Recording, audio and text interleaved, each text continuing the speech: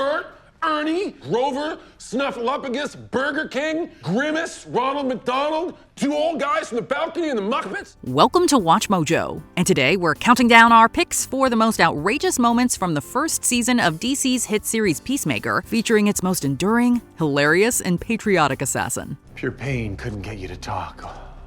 What about the fear of losing something more permanent? Like a toe. I'll start with this pinky. What? My pinky? Why me again? Number 10. Batman. Peacemaker shared many a colorful conversation with his father's elderly neighbor, mainly on the subject of how the so-called Beacon of Freedom is a terrible superhero. Batman has a coterie of supervillains. Joker, Riddler, Mad Hatter. So what?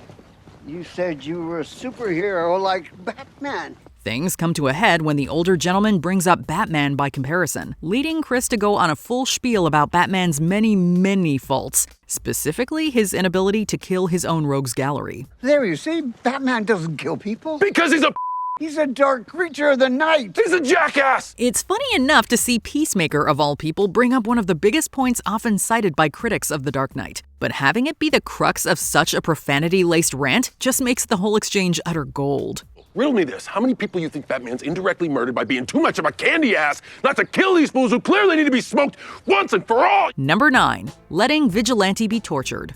The friendship between the equally damaged yet equally sympathetic Peacemaker and Vigilante is one of the show's best features, though it certainly hits a few bumps here and there. Namely, when one of the butterflies has the pair bound, willing to do whatever it takes to find out what information they've obtained. Naturally, this includes torture. That change your mind? Sorry, pal. Not for sale. What? Give it all you got! No. Peacemaker, being the ever-resilient paragon of liberty that he is, refuses to give in, despite the fact that it's Vigilante getting all the punishment. We never thought we'd be laughing so hard over seeing someone be electrocuted and nearly getting their pinky toe cut off. Don't worry. I'm not giving this guy anything. Maybe you could just give him a little. But that is par for the course with Peacemaker. Cut off all his toes, I don't care! Dude, if someone doesn't have their pinky toe, they fall over. It's the most important toe on the human body. I don't think that's true. What is? I read it on the internet! Number 8. Class is in session. Inviting Peacemaker to talk to children sounds like a terrible idea for all parties involved. Luckily for us, the results were as hilarious as we could have hoped. You said the Black Heart Ruby weighed 30 pounds. Yes. And Kite Man was riding a kite? That's right. Wouldn't he have crashed anyway due to gravity?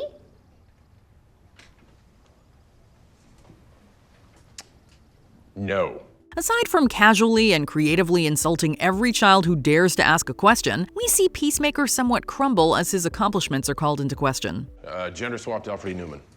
Have you ever met the Flash? Yeah, I met the Flash.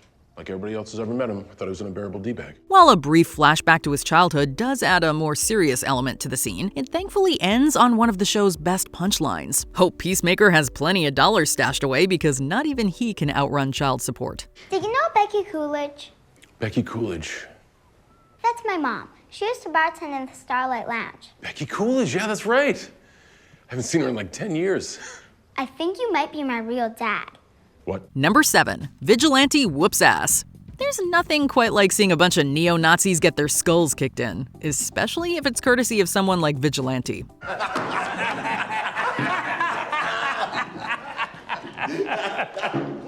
Hey, what's up, fellas? After purposely getting himself locked up in the same prison as Peacemaker's psychotic father, Vigilante goes out of his way to antagonize Augie Smith's gaggle of supremacist pals, mainly by lauding the musical accomplishments of black people throughout history. Let's each say something that we're grateful for that black people have contributed to American culture. Before commencing the beatdown. It is swift, it is savage, and it showcased that behind all the bizarreness, Vigilante's skills are no joke.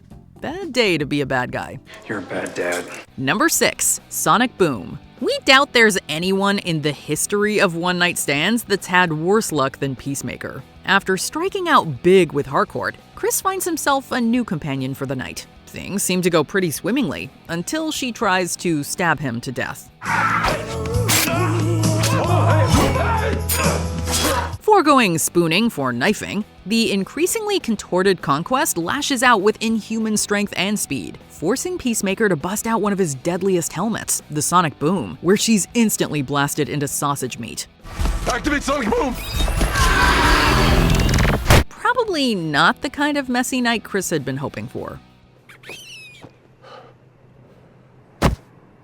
Number 5. Alternative candidates. When Economist unwisely sends Augie Smith to jail as a means to keep the cops off Peacemaker's trail, it blows up in a big way. What about Ariana Grande or Drake? What? Brad Pitt or Payne Stewart or Doug the Pug? Khloe Kardashian, the Red Tiger from Voltron? Instead of just letting it go, Peacemaker decides to list off the countless other individuals that Economist could have locked away instead of his old man. I'm giving you a list of people you could have done. Danny DeVito, Will Ferrell, Howard Stern, Baba Booey, Robin Ophelia, Quivers, Alice Cooper, Ozzy Osbourne, Sharon Osbourne, Bill Cosby, he just got out, he's got time on his hands. Thus begins the show's most iconic unfiltered tirade, where Peacemaker lists everyone from celebs to fictional characters who would have been a better choice. The fact that this was all improvised and we even get an extended version in the credits is just the cherry on top. Most of those, you're right, could probably go to prison, but I would never put Ariana Grande in there. She looks too innocent. Possibly true.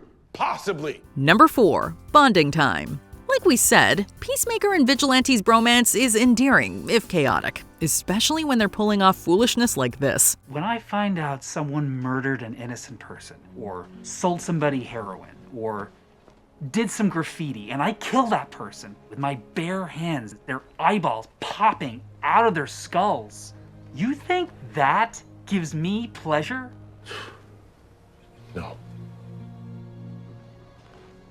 Well, it does. Deciding that Peacemaker needs a pick-me-up, Vigilante suggests that they kill some time by blowing up a hell of a lot of stuff. Got fire for a heart, I'm not scared of the dark. You've never seen it look so easy. From handguns to bows and arrows to dynamite and even a grenade launcher, the two go buck wild with their makeshift shooting range. The outrageousness paired with the always excellent choice in music perfectly sums up what these boys are about, making stuff explode with no care for their own safety whatsoever.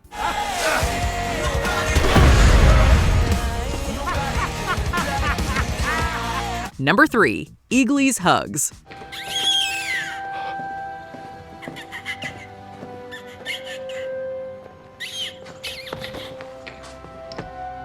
Who's a good boy? Ever seen a bald eagle hug a man? Well, you have now. Peacemaker's beloved sidekick Eagly is, well, just that, a bald eagle. Oh my God. He's hugging me. He's hugging me. While you might think he's nothing more than a mascot at a glance, the truth of the matter is that Eagly is a far more compassionate and intelligent being than many would give him credit for. How else do you explain him inexplicably embracing Chris not once but twice in a full feathered embrace? Yes, it's all kinds of silly, but in the context of the show, it's one of the most uplifting sights you'll see. And the fact that James Gunn made us feel that way to begin with is in itself its own kind of crazy. Babe, I just saw an eagle hug a human. With everything going on, what? Yeah. Maybe it's a sign. Number 2. Death of a cow. Let's go kill a cow.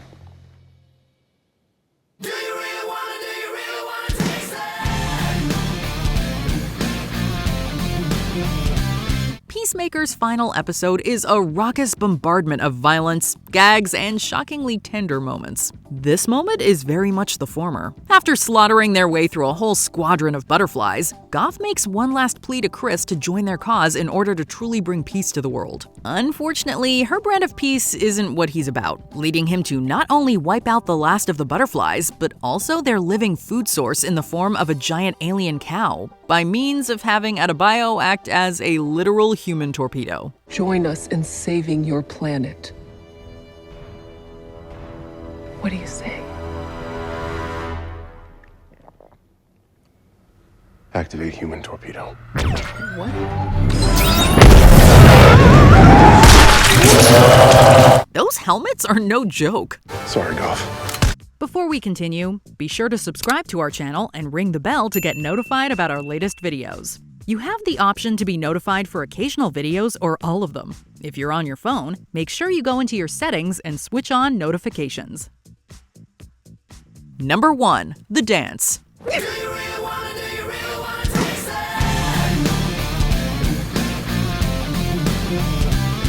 There is no better sequence that summarizes the absurdity and sheer entertainment of this show quite like its intro, which goes above and beyond the standard fare found in most superhero-adjacent shows. With Wigwam's Do You Want to Taste It blaring in the background, the entire Peacemaker cast, heroes, villains, and extras alike, all take part in an infectiously catchy dance.